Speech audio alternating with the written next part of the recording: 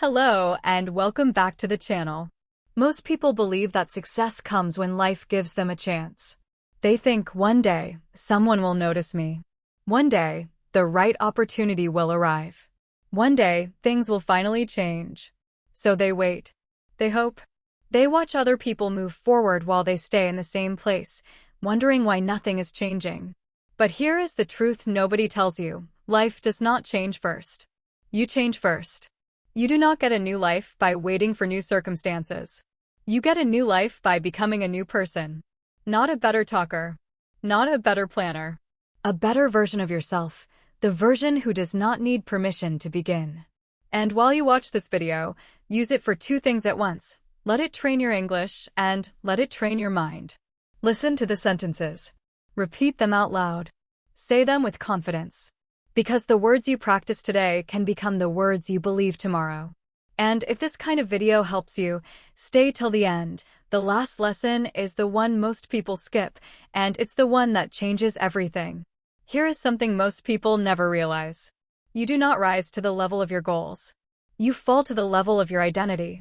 You can want a fit body, but if inside you still see yourself as someone who gives up, you will quit by week 2. You can want fluent English, but if inside you still see yourself as someone who is bad at languages, you will avoid speaking. You can want more money, but if inside you still see yourself as someone who is not good with opportunities, you will let them pass by. Your identity is not who you were born to be. It is who you have practiced being. If you have practiced quitting, quitting feels natural. If you have practiced doubting, doubting feels natural. If you have practiced playing small feels comfortable, even when you say you want something bigger. So before you chase a bigger goal, ask yourself one honest question. Am I becoming the kind of person this goal would actually belong to? If the answer is no, that is not failure. That is information.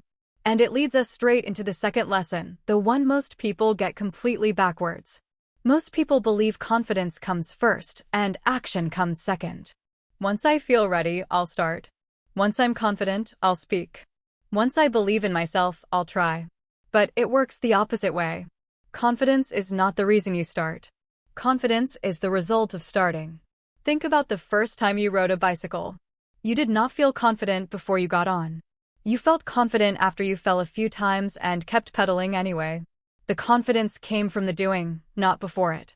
So if you are waiting to feel ready before you speak English, you will wait forever, because comfort never arrives before action. It arrives because of it. Say one sentence today, even if it's wrong. Send one message today, even if your hands shake. Take one small step today, even if you don't feel brave yet. Because the moment you stop waiting for readiness, you start collecting proof, real evidence that you are capable.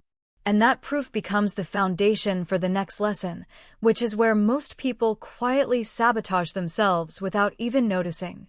You will not build a new life while tolerating old habits. You cannot say, I want discipline, while tolerating your own excuses every single day. You cannot say, I want respect, while tolerating people who constantly disrespect your time. You cannot say, I want growth, while tolerating comfort every time it gets slightly difficult. What you tolerate, you teach your own mind to accept as normal. If you tolerate lateness in yourself, your mind learns that deadlines are optional. If you tolerate laziness for just one day, your mind learns that discipline is negotiable. If you tolerate quitting when things get hard, your mind learns that hard means stop. So ask yourself, what am I tolerating in myself that I would never accept from someone I respect? Whatever your answer is, that is exactly where your next level of growth is hiding. And once you stop tolerating it, something interesting happens. Other people's opinions start to matter a lot less. Which brings us to the lesson that quietly holds most people back their entire life. When you start becoming a new version of yourself, not everyone will clap for you. Some people will ask, why are you trying so hard? Some people will say, you were fine the way you were.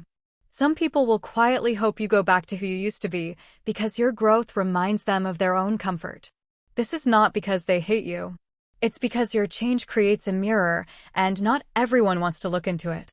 But understand this clearly, you are never building this life for their approval.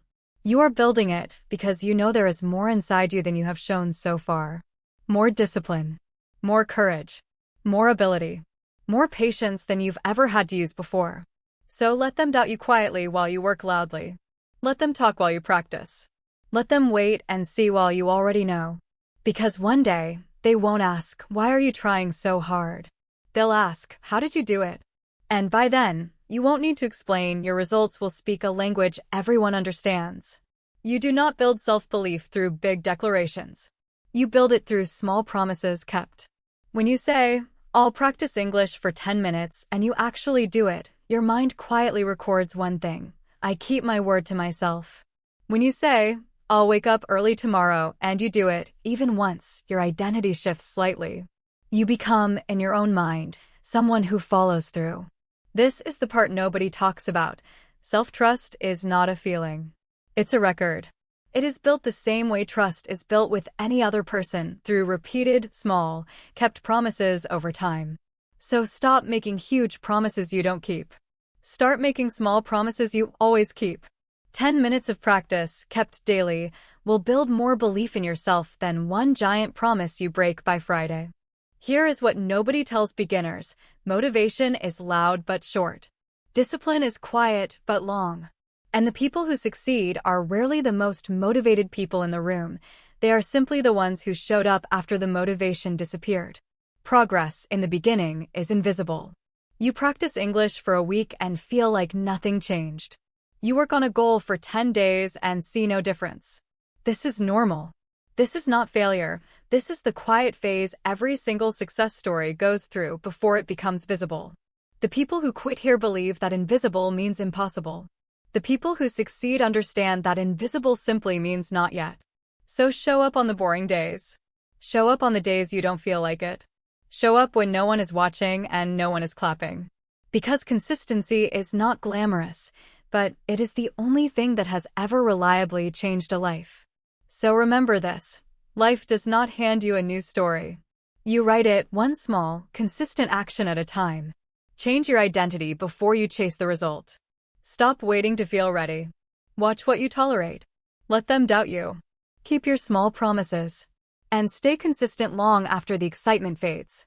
You do not need a perfect plan today. You need one honest action right now. Because in the end, you won't become who you want to be by wishing for it. You'll become who you want to be by refusing to stay who you were.